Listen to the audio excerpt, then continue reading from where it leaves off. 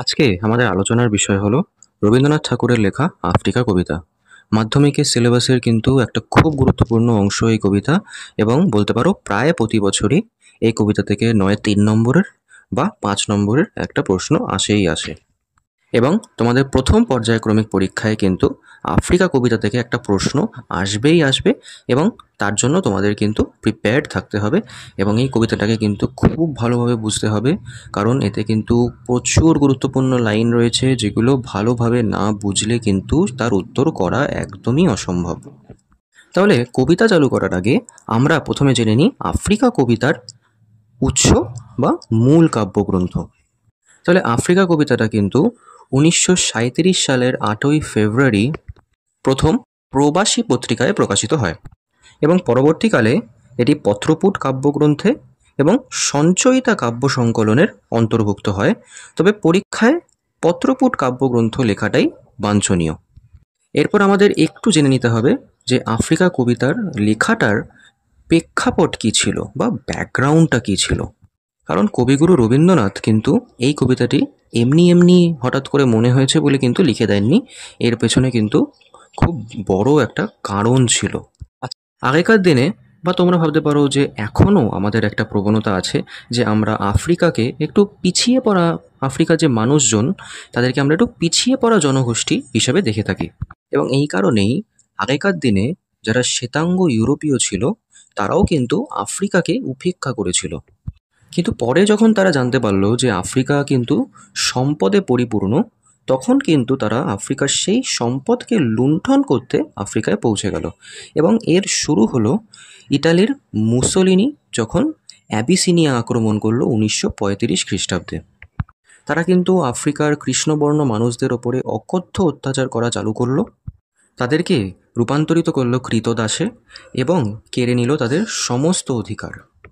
এই সমস্ত কিছু জানতে পেরেই অনুজ কবি অমিয় চক্রবর্তী রবীন্দ্রনাথ ঠাকুরকে একটি চিঠি লেখেন 1936 সালের শেষের দিকে, এবং তাতে তিনি আফ্রিকার মানুষদের ওপর এই যে অকথ্য অত্যাচার চলছে তার বিষয়ে একটি কবিতা লেখার অনুরোধ করেন। এবং বিশ্বকবি রবীন্দ্রনাথ ঠাকুর অমিয় চক্রবর্তীর অনুরোধে এবং আফ্রিকার মানুষদের ওপর এই যে অত্যাচার যেটা চলছিল তা আর সহ্য না করতে পেরে লিখে ফেললেন আফ্রিকা কবিতা, যা প্রকাশিত হলো প্রবাসী পত্রিকায়। তাহলে এবার আমরা প্রবেশ করব আফ্রিকা কবিতার প্রথম স্তবকে। উদ্ভ্রান্ত সেই আদিম যুগে।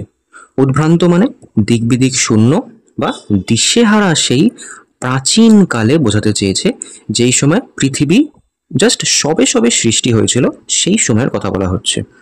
স্রষ্টা যখন নিজের প্রতি অসন্তোষে নতুন সৃষ্টিকে বারবার করছিলেন বিধ্বস্ত।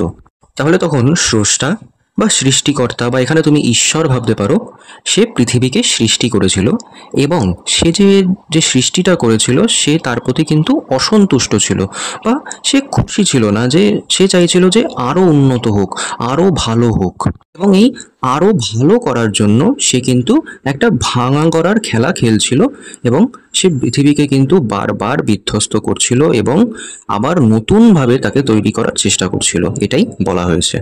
তার সেই অধৈর্যে ঘন ঘন মাথা নাড়ার দিনে। আচ্ছা, এখানে মাথা নাড়াটাকে তোমরা আগের যে সিচুয়েশনটা তার সাথে তুলনা করতে পারো, যে সে বারবার চেষ্টা করছে একটা জিনিসকে তৈরি করার কিন্তু পারছে না বা ভালো লাগছে না, তাই সে অধৈর্য হয়ে পড়ছে যে না পারছি না, আরও ভালো করতে হবে, আরও ভালো করতে হবে, এই যে ফিলিংটা তার জন্য সে মাথা নাড়ছে। বা এটাকে তোমরা যে প্লেট টেকটনিক যে মুভমেন্ট তার সাথে কিন্তু একটা রূপক হিসেবে ভাবতে পারো, যে টেকটনিক মুভমেন্টের রূপক হিসেবে কিন্তু এই মাথা নাড়াটাকে ব্যবহার করা হয়েছে। এটাকে তোমরা এই ভিডিওটার সিচুয়েশনের সাথে একটু তুলনা করতে পারো। এখানে আমি সৃষ্টিকর্তা নিজের সৃষ্টির প্রতি অসন্তুষ্ট হয়ে সেটাকে কিন্তু বারবার ভেঙে ফেলছি এবং বারবার সেটাকে নতুন করে তৈরি করছি, এবং এই সেম সিনারিওটা কিন্তু আফ্রিকা কবিতায় সৃষ্টিকর্তা করছেন। তো তোমরা এটার সাথে এটাকে তুলনা করতে পারো। রুদ্র সমুদ্রের বাহু প্রাচী ধরিত্রীর বুকের থেকে ছিনিয়ে নিয়ে গেল তোমাকে আফ্রিকা। রুদ্র মানে উত্তাল বা মহাশক্তিশালী সমুদ্রের বাহু। বাহু বলতে এখানে কিন্তু সমুদ্রের ঢেউয়ের কথা বলা হয়েছে, বাহু বলতে কিন্তু এখানে হাতকে বোঝায়নি। প্রাচী, প্রাচী মানে হচ্ছে পূর্ব এবং প্রাচীর ধরিত্রী বলতে এখানে কিন্তু এশিয়া মহাদেশের কথা বলা হয়েছে। তাহলে কবি কি বলতে চেয়েছেন, যে উত্তাল সমুদ্রের ঢেউ এশিয়া মহাদেশ থেকে আফ্রিকাকে বিচ্ছিন্ন করে দিল বা আলাদা করে নিয়ে চলে গেল। বাদলে তোমাকে বনস্পতির নিবিড় পাহারায়, কৃপণ আলোর অন্তঃপুরে। বনস্পতি মানে বিশালাকায় গাছ, এবং এখানে বনস্পতির পাহারায় বেঁধে ফেলা মানে বলা হচ্ছে যে আফ্রিকা মহাদেশকে সমস্ত দিক দিয়ে যেন গাছেরা ঘিরে ফেললো। এখানে কিন্তু আফ্রিকার যে ভৌগোলিক সংস্থান তারই কথা বলা হচ্ছে, যে সমস্ত জায়গা দিয়ে কিন্তু আফ্রিকা জঙ্গল বা অরণ্যে পরিপূর্ণ, এবং এই সব অরণ্যে কিন্তু আলো ঠিকমতো প্রবেশ করতে পারে না, তাই আলোকে এখানে কৃপণ বলা হয়েছে। আর অন্তঃপুর মানে হচ্ছে অন্দরমহলে, মানে এই সমস্ত জঙ্গলের অন্দরমহলে বা ভেতরে আলো ঠিকমতো প্রবেশ করতে পারে না। এবং তাই তুমি ভাবতে পারো যে আফ্রিকা কিন্তু অনেক রহস্যময়ী। আফ্রিকায় এমন অনেক কিছু আছে যা আমরা জেনে উঠতে পারি না।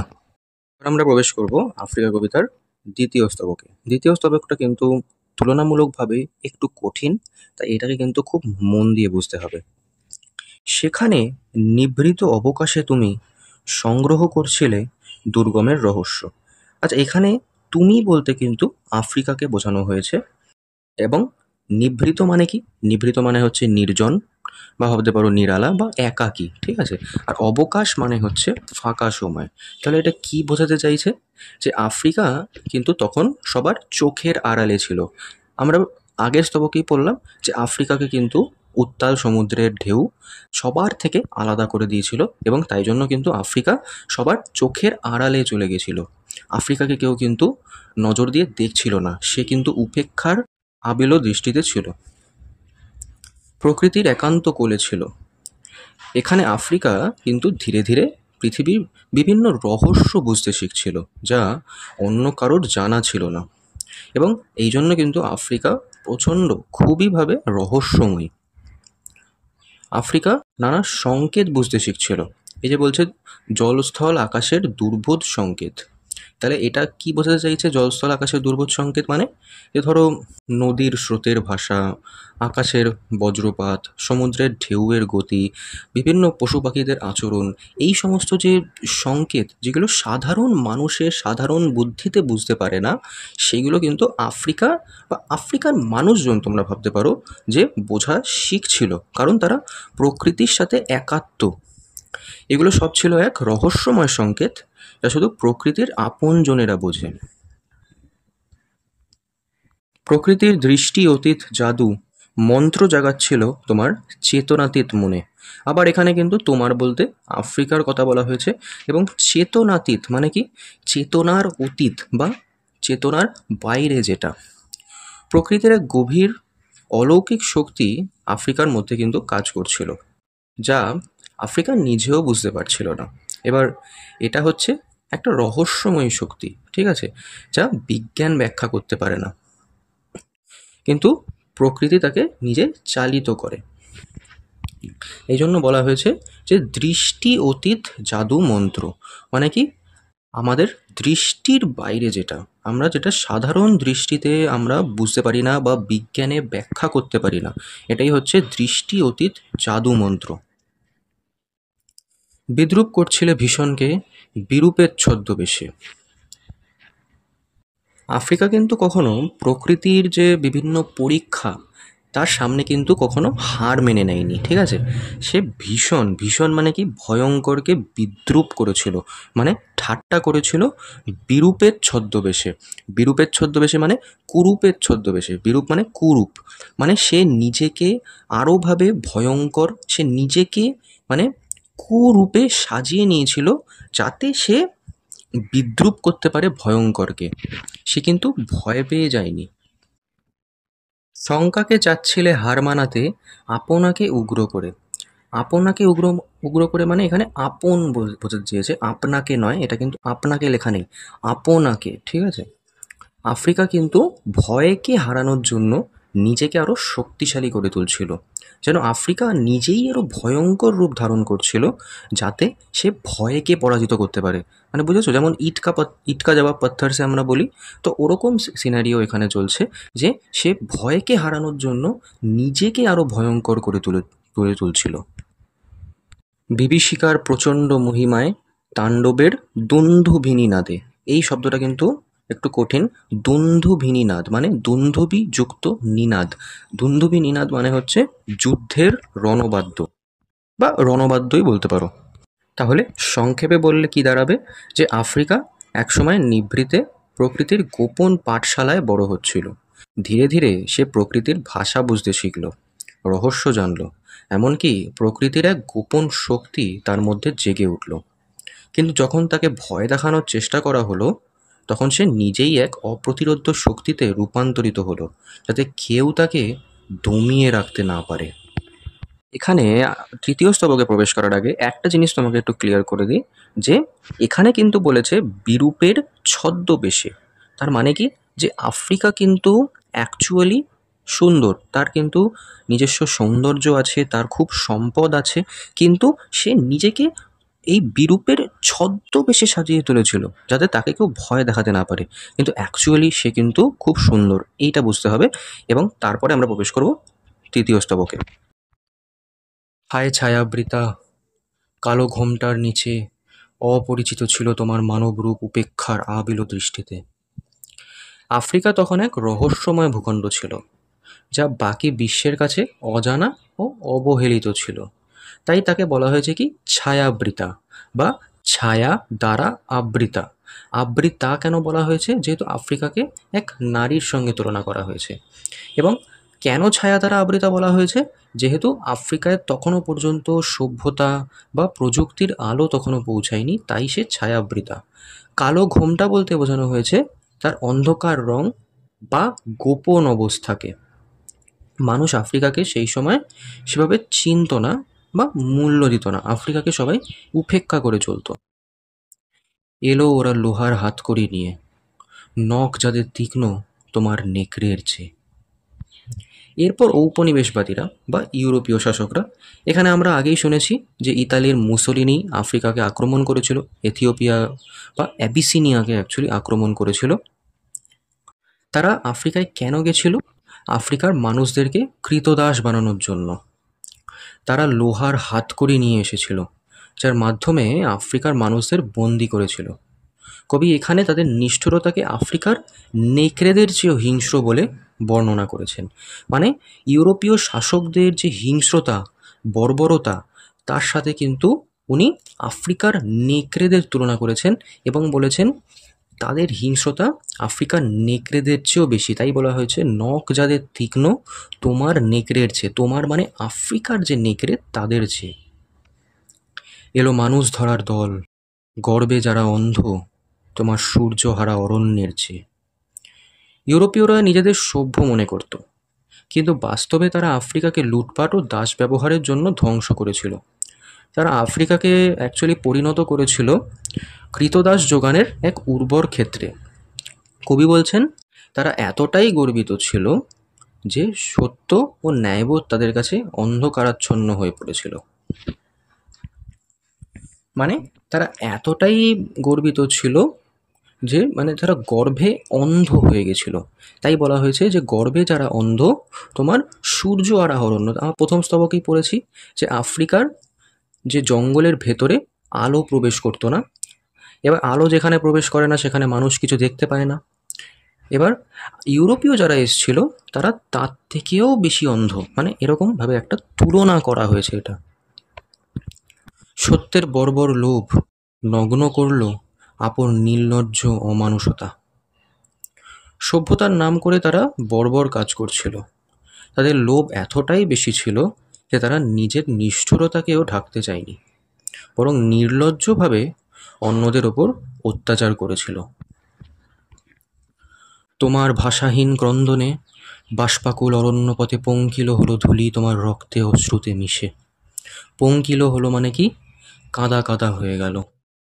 তো আফ্রিকা কিন্তু কাঁদছিল, আফ্রিকা দেখতে পাচ্ছিল যে আফ্রিকার মানুষজন অত্যাচারিত হচ্ছে, লুণ্ঠিত হচ্ছে, তাদের সমস্ত অধিকার কেড়ে নেওয়া হচ্ছে, কিন্তু আফ্রিকার কিছু করার ছিল না।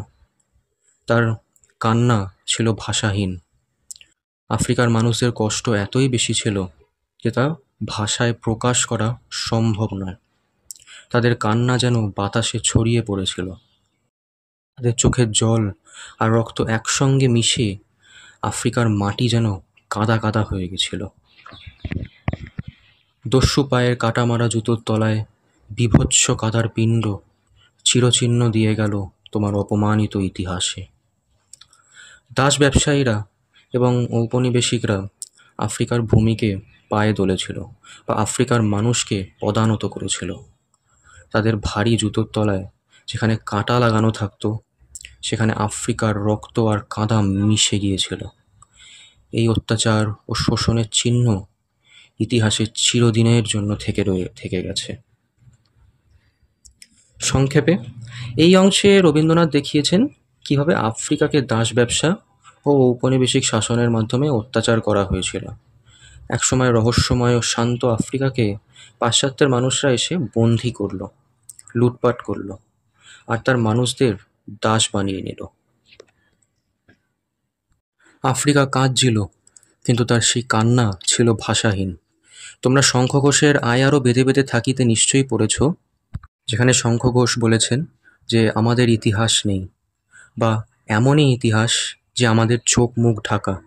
ঠিক এই সিচুয়েশনটাই কিন্তু এখানে তৈরি হচ্ছে, যে সাধারণ মানুষ অত্যাচারিত হচ্ছে কিন্তু তারা কিছু বলতে পারছে না, তারা প্রতিবাদ করতে পারছে না। ঠিক এই সিচুয়েশনটাই কিন্তু আফ্রিকা কবিতাতেও রবীন্দ্রনাথ ঠাকুর তুলে ধরেছেন।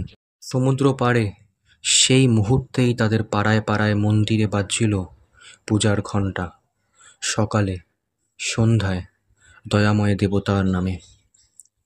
যখন ইউরোপীয়রা আফ্রিকার মানুষদের ধরে নিয়ে গিয়ে দাস বানাচ্ছিল, সেই একই সময় তাদের নিজেদের দেশে সব কিছু স্বাভাবিকভাবে চলছিল। সমুদ্র পাড়ে বলতে এখানে ইউরোপের কথা বলা হয়েছে। মন্দিরে সকাল সন্ধ্যায় দেবতার নামে ঘণ্টা বাজছিল, অর্থাৎ তারা নিজেদের ধর্ম ও নৈতিকতাকে মেনে চলছিল, কিন্তু অন্যদিকে নিষ্ঠুর দাসপ্রথা আফ্রিকায় চালিয়ে যাচ্ছিল। শিশুরা খেলছিল মায়ের কোলে। ইউরোপের পরিবারগুলোর জীবন শান্ত ছিল, সেখানকার শিশুরা নিশ্চিন্তে মায়ের কোলে খেলছিল, কিন্তু আফ্রিকার শিশুদের ইউরোপীয়রা মায়ের কোল থেকে ছিনিয়ে নিয়ে গিয়ে দাস হিসেবে বিক্রি করছিল। কবির সঙ্গীতে বেজে উঠছিল সুন্দরের আরাধনা। ইউরোপের কবিরা সৌন্দর্যের, মানবতার, প্রেমের গান গাইছিল, কিন্তু বাস্তবে তাদের সভ্যতার মানুষরা অন্য দেশ দখল করছিল, মানুষের ওপর নির্মম অত্যাচার করছিল। এই লাইনটা ইউরোপীয়দের দ্বিচারিতা বা হিপোক্রিসির ইঙ্গিত করে। আজ যখন পশ্চিম দিগন্তে প্রদোষকাল ঝঞ্ঝা বাতাসের ঊর্ধ্বশ্বাস, এখন যখন পশ্চিমা সভ্যতা তার পতনের দিকে যাচ্ছে, চারদিকে অশান্তি আর অরাজকতা ছড়িয়ে পড়ছে, তখন সময় এসেছে এই অন্যায়ের দিকে তাকানোর। কোন অন্যায়? আফ্রিকার প্রতি যে এতদিন ধরে যে অন্যায় হয়েছে তার দিকে তাকানোর।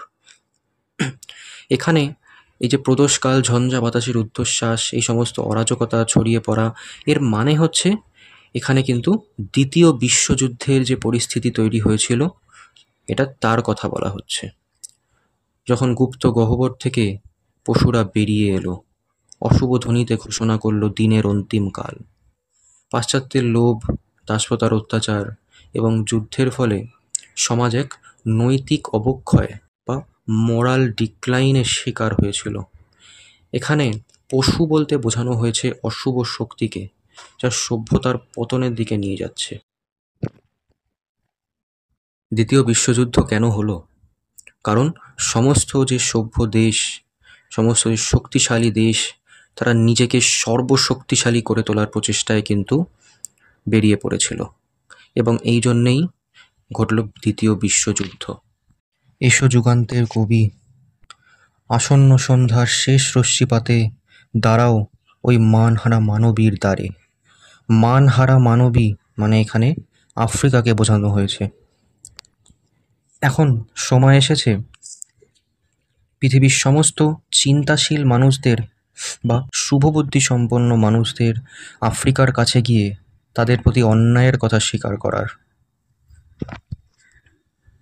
আফ্রিকার ওপর যুগের পর যুগ ধরে অপমান হয়েছে এবং এই আসন্ন সন্ধ্যার শেষ রশ্মিপাতে বা এই আসন্ন যুদ্ধের আগে শেষ কিছু মুহূর্তে বলো ক্ষমা করো।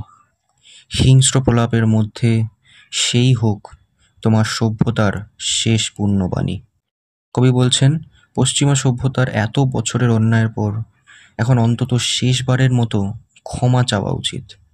যদি সভ্যতার শেষ কথা কিছু হয় তবে সেটি হওয়া উচিত ক্ষমা করো, কারণ এই পাপ ধুয়ে ফেলার একমাত্র উপায় সত্যিকারের অনুশোচনা প্রকাশ করা। রবীন্দ্রনাথ এখানে ইউরোপের দ্বিচারিতা বা হিপোক্রিসির এক ছবি এঁকে দিয়েছেন।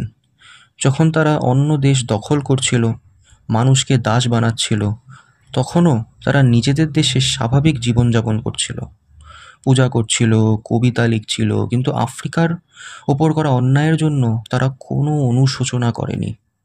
কিন্তু এখন যখন পশ্চিমা সভ্যতার নানা সংকটে পড়েছে, তখন কবি আহ্বান করছেন এই সভ্যতার অন্তত শেষ কথা যেন ক্ষমা চাওয়া হয়, কারণ তাদের অন্যায় ইতিহাস কখনো মুছে যাবে না। এই ছিল আফ্রিকা কবিতার সম্পূর্ণ আলোচনা। এবার আমরা চলে যাব কোয়েশ্চেন অ্যান্সার্স এবং কিছু ব্যাকরণগত প্রশ্নের দিকে, কারণ এই কবিতা থেকে প্রচুর ব্যাকরণগত এবং সমাসের প্রশ্ন আসে, কারণ প্রচুর যুক্তাক্ষর রয়েছে এই কবিতায়, এবং তাই জন্য আমাদের সমাসের পোর্শনটা কিন্তু ভালোভাবে করতে হবে। তাহলে এখন আমরা এই কবিতা থেকে কিছু সমাসবদ্ধ পদ এবং তাদের ব্যাসবাক্য সহ বিশ্লেষণটা দেখে নিই। প্রথম হচ্ছে অসন্তোষ। ব্যাসবাক্য নয় সন্তোষ এবং কোন সমাস? না তৎপুরুষ সমাস, বা লিখতে পারো নঞ্চ তৎপুরুষ সমাস। জল স্থল আকাশ হচ্ছে জল, স্থল ও আকাশ, এটা কি? দ্বন্দ্ব সমাস। দৃষ্টি অতীত কি হবে? দৃষ্টির অতীত, সম্বন্ধ তৎপুরুষ সমাস। এর সাথে আরেকটা আছে চেতনাতীত বা চেতনার অতীত, সম্বন্ধ তৎপুরুষ সমাস। ছদ্মবেশ, ছদ্ম যে বেশ, কর্মধারয় সমাস।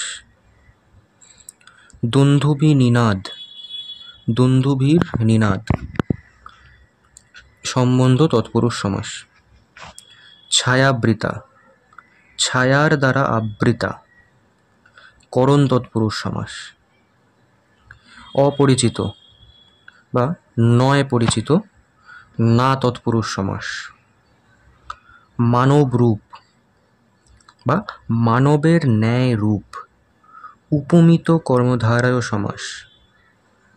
সূর্যহারা, সূর্যকে হারা, কর্ম তৎপুরুষ সমাস।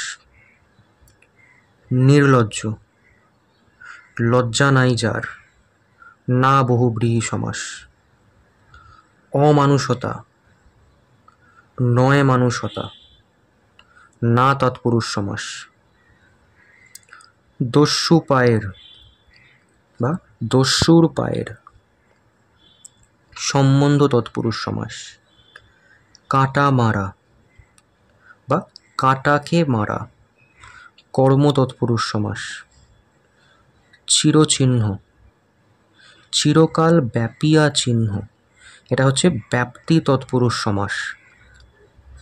মানহারা, মানকে হারা, কর্ম তৎপুরুষ সমাস। এবং লাস্ট আছে পুণ্যবাণী, পুণ্য যে বাণী, কর্মধারয় সমাস।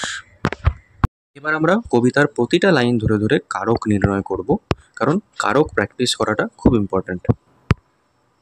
প্রথম, স্রষ্টা যখন নিজের প্রতি অসন্তোষে নতুন সৃষ্টিকে বারবার করছিলেন বিধ্বস্ত। এখানে সমাপিকা ক্রিয়া হচ্ছে করছিলেন।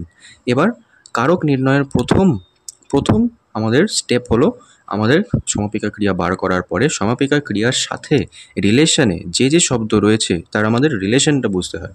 প্রথম হচ্ছে কে বিধ্বস্ত করছিল, উত্তর হবে স্রষ্টা।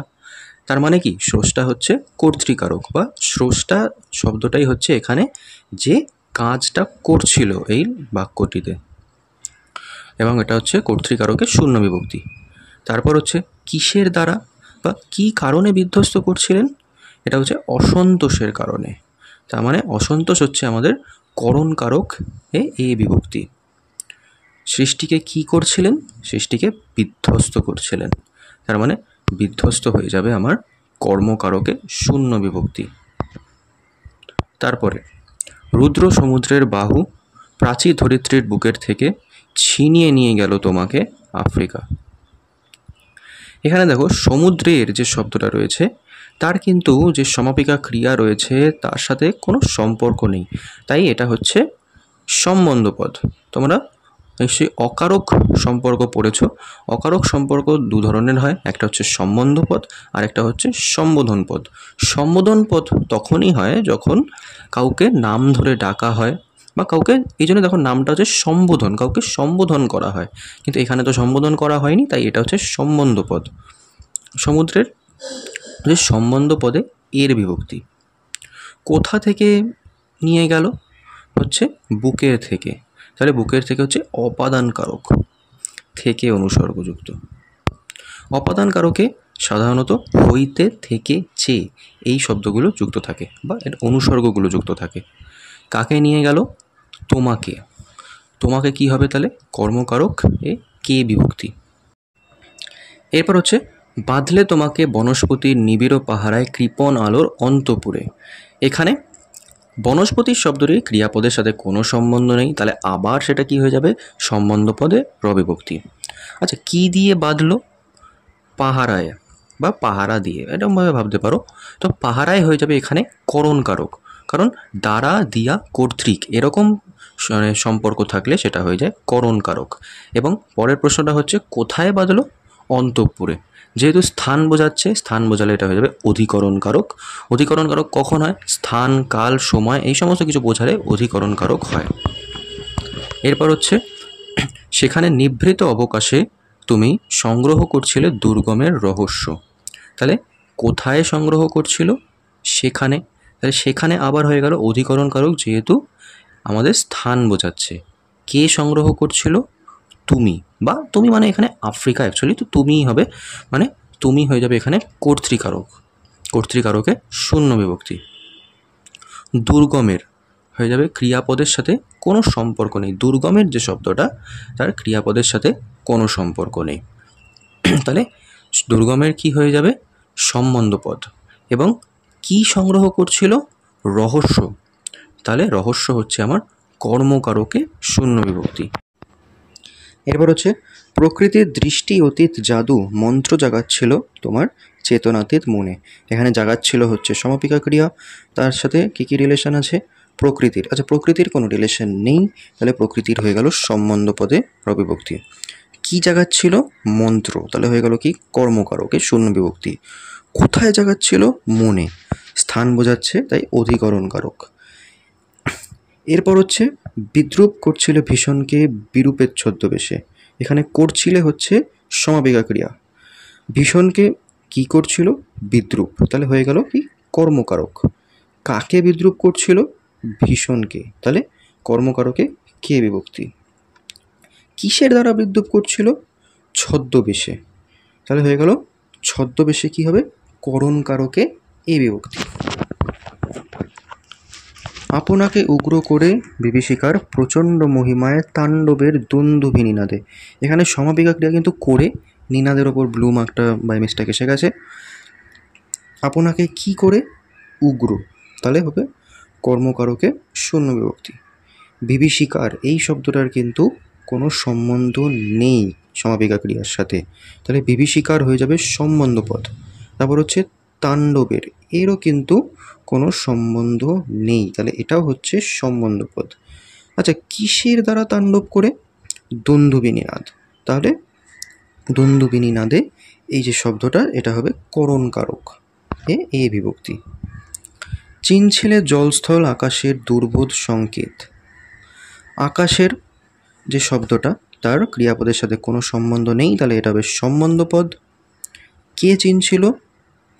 সংকেত, না সরি, কি চিনছিলে? সংকেত, তাহলে এটা হবে কর্মকারকে শূন্য বিভক্তি। এরপর হচ্ছে অপরিচিত ছিল তোমার মানব রূপ, উপেক্ষার আবেলো দৃষ্টিতে। কি অপরিচিত ছিল? মানব রূপ, তাহলে এটা হবে কর্মকারক। কিসের দ্বারা অপরিচিত ছিল? দৃষ্টি দ্বারা, তাহলে দৃষ্টিতে হচ্ছে করণকারকে তে বিভক্তি। এখানে আর যে যে বাক্য থেকে কারক নির্ণয় আছে সেগুলো আমি একের পর এক এখানে দিয়ে দিচ্ছি। তোমরা আইদার স্ক্রিনশট তুলে নাও বা এটাকে খাতায় লিখে নাও ভিডিও পজ করে। তারপর আমি 1 নম্বর, 3 নম্বর, 5 নম্বর সব রকমের যে যে প্রশ্ন আছে সেই প্রশ্ন উত্তরও দেবো।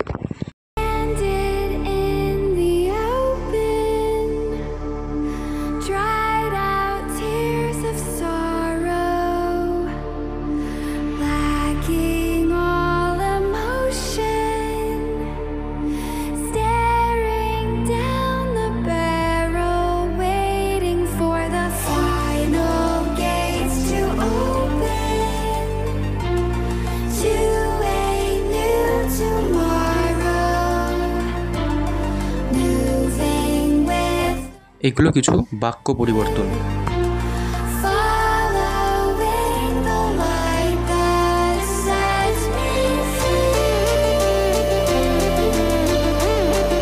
বাচ্য পরিবর্তন।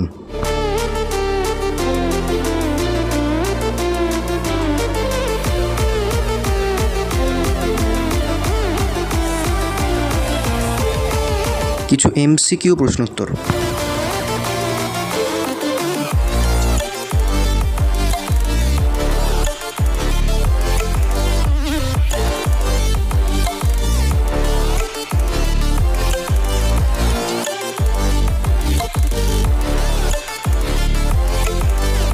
কিছু অতি সংক্ষিপ্ত প্রশ্নোত্তর 1 নম্বরের।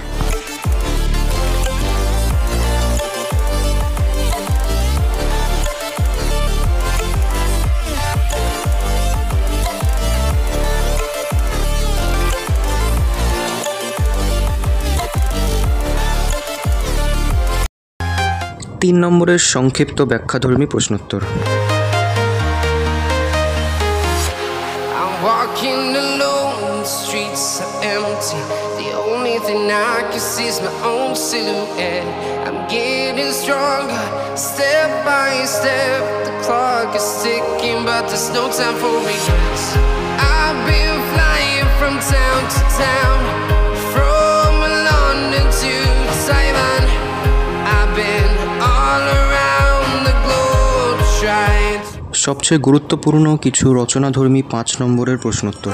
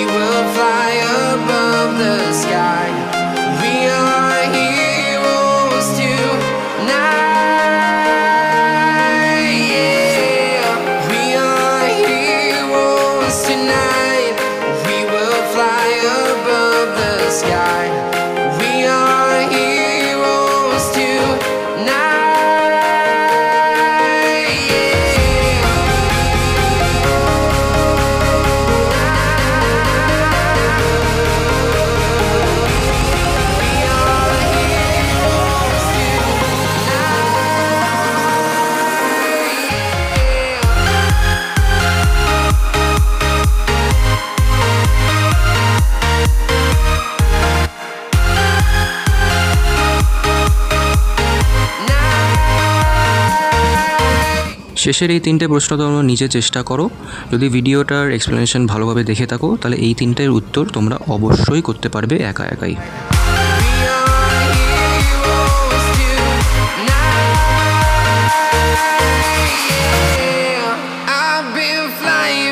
Town to town, from London to Taiwan, I've been all around the globe trying to protect your soul.